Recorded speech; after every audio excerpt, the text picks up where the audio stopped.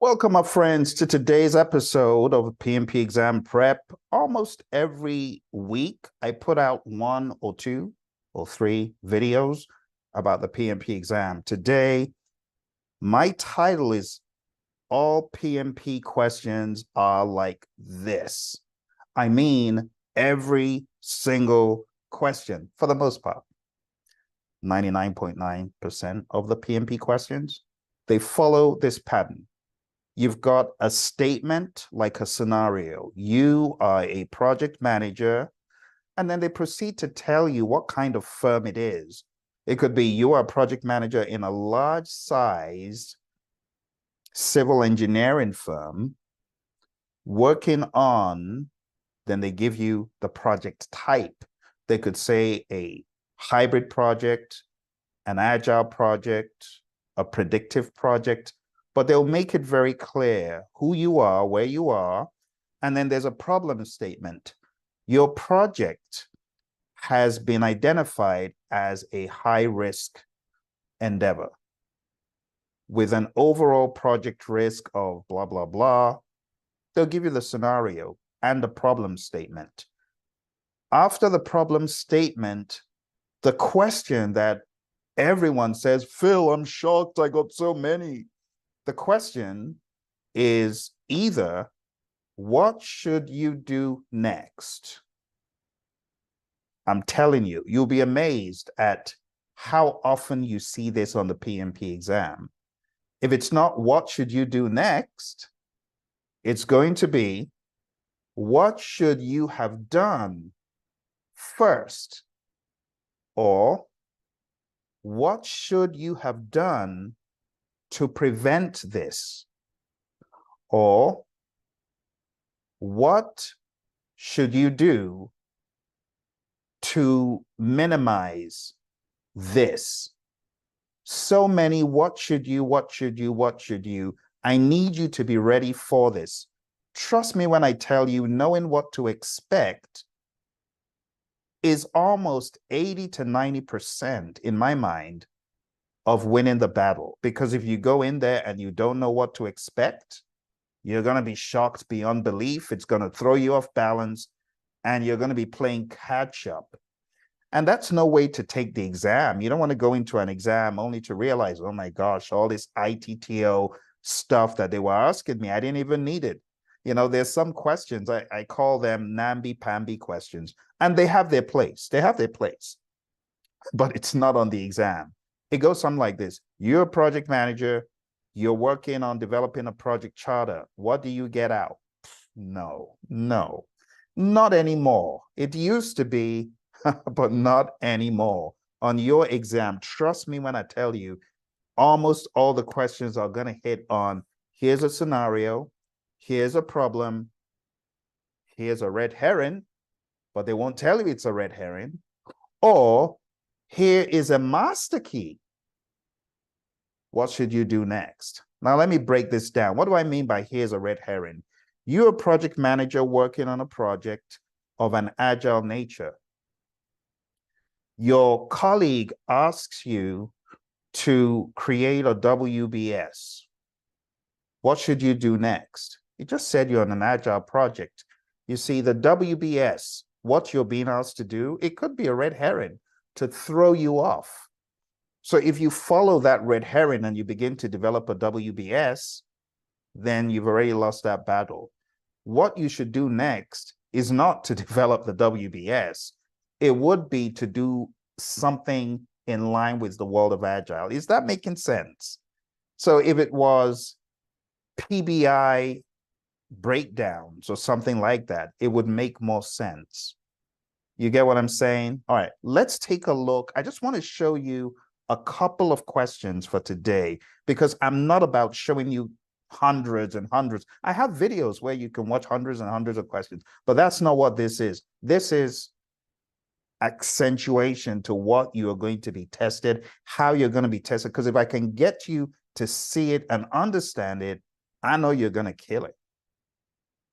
So this is setting you up for success, okay? Let's jump into it. This is the first question that I want to use as a center point to explain the exam. All right, here we go.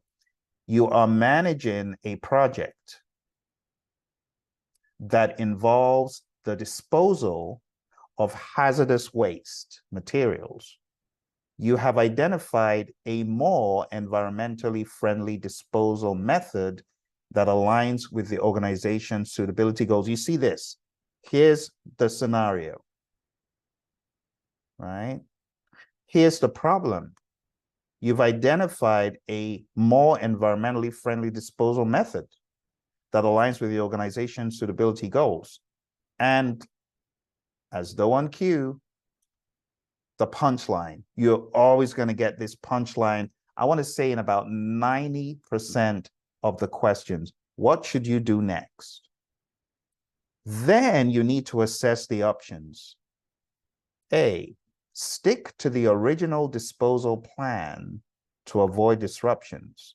Whenever you look at an option, you need to ask, is this ethical? Is this expedient? Will this give us a higher level of efficiency? So stick to the original disposal plan to avoid disruptions is lame. This is lame. When you find a better way of doing things that affect your environment, talking about hazardous waste material is part of your ethical obligation to use a more environmentally friendly disposal method if it exists and if it makes sense. So sticking to the original disposal plan is not only lazy, it's unethical, okay? So what I would advise doing on the exam is using the cross-out functionality. Let me see if I can bring that up. Or strike through functionality, because you will have that on the exam, so strike through it, right? B, share the information with the team and involve them in the decision. It's not bad to involve the team. It's not bad to share information with them. I would have put this differently, but let's see what comes next. C, implement the new method without informing stakeholders. Now, while implementing the new method could be seen as good, if it really is cost-effective and sensible, while that could be, going ahead without informing stakeholders by changing the plan is not good. So we're going to strike through that as well. Now we have B and D. You see how you've narrowed it down? You hit 2, and then it's usually 2 that's left. D, wait for approval from senior management before taking any action. You mean I should do absolutely nothing? I shouldn't even assess? I shouldn't even analyze? I should do nothing? This is one of those mother may I kind of answers that doesn't fly. So right now, my disposition is to strike out option D, because option D is one of those lazy, oh, I'm the PM, but I need mommy to tell me what to do. So we're going to cancel that, okay? Again, I just want you to go through the sensibility of the process. You strike out, and then you're left with 1, and it becomes easy. So the answer to this is being a diligent and respectful steward involves sharing information with the team and involving them in decisions that impact the project, especially when it aligns with the organization's sustainability goals. All right, so that was the first question I wanted to share with you. And that is more from the stewardship mindset from the 12 principles, okay? So let's go to another question now. This time we'll go to this question. Let's read it. You are a project manager leading a project for a nonprofit organization focused on environmental conservation. So there's your scenario. Your team has discovered that one of the project's activities might have unintended negative environmental impacts. There's your problem right there. Okay, so when you look at these questions, you can even on the exam use the highlighter functionality to highlight what the problem is. Okay? You got to get used to doing it because it could take time. You don't want it to waste your time as well, though. So be careful with that. What should you do next as a responsible steward? A, pay attention to the potential impacts, documenting them in the issue log, and train the team and proceed on the activity with caution. B, document the discovery and stop the project while consulting with the company leadership and stakeholders. C, halt the activity and consult with environmental experts to assess the impacts. D, analyze the issue and escalate this to senior management and the change management team for intervention and resolution. You have so many options. Are you able to disqualify options here? Take a minute and I'll be back to find out what you choose.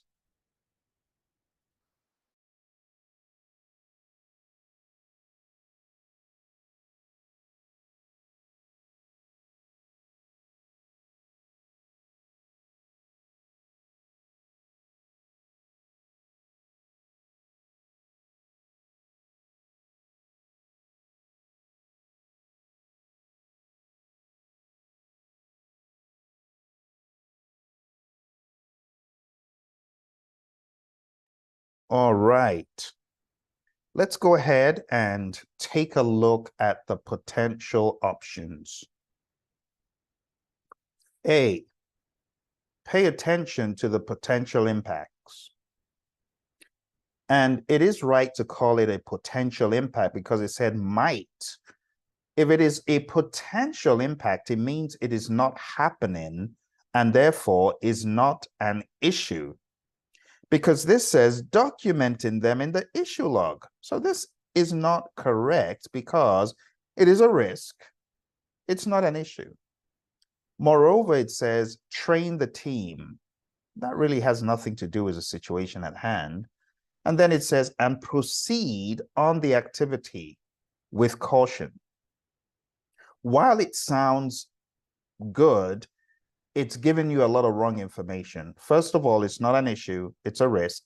And secondly, proceeding on the activity with caution, but not taking action is not the best option. So we're going to cancel that.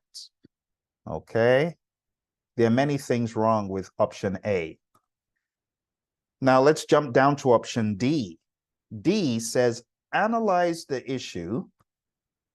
That's not a bad thing to do with the team. This doesn't say with the team though, but let's assume it does. It says, and escalate this to senior management.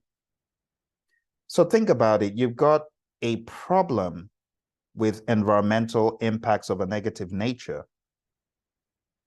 What good is it escalating it to senior management? Escalating means this is beyond what I can deal with, you deal with it. Come on now, you're a project manager and you've got people working with you that are technical. Surely they should work something out. And when you go to senior management, it shouldn't be an escalation point. It should be more of, we need to make changes to the project. Let's get this approved. And it tries to throw this in here by saying, and the change management team for intervention and resolution. That doesn't sound like the best option. It sounds like another of those mother may I. So I'm going to cancel this at this point and explore the other options. Let's take a look at option B. Document the discovery. That's not a bad thing. But then he goes further to say, and stop the project. The entire project? Why would you do that? In the question, it says one of the project's activities, not the entire project, just one of the project's activities. So B, saying stop the project while consulting with company leadership and stakeholders. What are you consulting with them about? You need to do some analyses. You need to understand the cause and effect. So B is not the best option either. We're going to go ahead and cancel it. Finally, we have option C, halt that's the keyword, activity, and consult with environmental experts to assess the impacts. Your best bet is to assess the impact, to understand, because it said might have unintended negative environmental impacts. You need to understand the impact, and from there, you can go after the problem with more understanding. So, as a responsible steward, the project manager should prioritize environmental concerns and halt the activity temporarily to consult with environmental experts and assess potential impacts. I hope these questions have helped you develop an approach for answering questions on your exam. First of all, read through. Train yourself to be able to zoom into the scenario, the red herrings, the additional information. Like this question, let's go back to it. This question had a master key, and the master key was one of the project's activities. You see how subtle it is? Very subtle. If you blow past that, you could interpret it to say the project may have an intended. You see what I'm saying? So develop an approach to read the scenario, hone in on the problem, identify any master keys, identify any red herrings, make sure you mark those down and don't go after the red herrings, don't go off on a rabbit trail, and then read the final question, know what it's looking for, and use the process of elimination. A popular cheap trick is your project manager, your schedule is going off. What should you do? And the options are crash the project, fast track the project, add more money to the project. No, that's not what you do first. Those are red herrings. Even in the answers, you could have some shiny object syndrome going on where the red herrings, they're buried in the options. And if you're like, oh, I know what crashing is. Yeah, that's what we do when we need to add more resources to the project so the schedule could be quicker. It's crashing. Or you may say, oh, fast tracking has less cost and less risk, which is not necessarily true. And you may choose those options. Don't do it. Don't do it on the exam because you don't know why the schedule is off. The schedule could be off for a myriad of reasons. So don't jump at crashing and fast tracking. Those are some of the landmines that they've put in wait, that are lying in wait for you when you go into the exam. And honestly, it's not to be malicious. You got to remember, this exam is not written maliciously. This exam is written to test your loyalty and your understanding to the process of deliberate, intentional, great leadership-oriented project management. The exam questions are not written maliciously to trick you. You know, people used to complain about that in time past. It's not like that anymore. So you need to understand that, all right? I hope you found value from what we talked about today. If you are looking to take the exam, PMP exam, and you're looking for training, coaching, and help to take you to that next level, I want to encourage you to go to this URL so you can be part of my training. It's tinyurl.com/elite PMP. I have a course that you can jump on tonight or this morning or this afternoon, wherever you are in the world, and you can begin getting tremendous value from the training program. Because what I have here in the tinyurl.com/elite PMP link is a 35-hour course where I'm going through the PMP exam content outline, which is the blueprint on which the PMP exam is based. So if you truly mean business, my friend, come along with me, sign up right now. I know some of you are CAPM candidates. You might be thinking of taking the CAPM exam. Well, if that's you, you can also get access to my CAPM training at a similar link. And I'm going to put it here. It's tinyurl.com/elite CAPM. All right, you can find these both at these links. It is very affordable. When you join the program, let me know, because I have a free book I would love to email to you, a PDF book for both of these, okay? This, as I said, is 35 hours of PMP training, and it qualifies for the 35 hours you need for your exam. And as far as the CAP-M is concerned, this will give you the 23 hours that you need for the CAP-M exam, CAPM.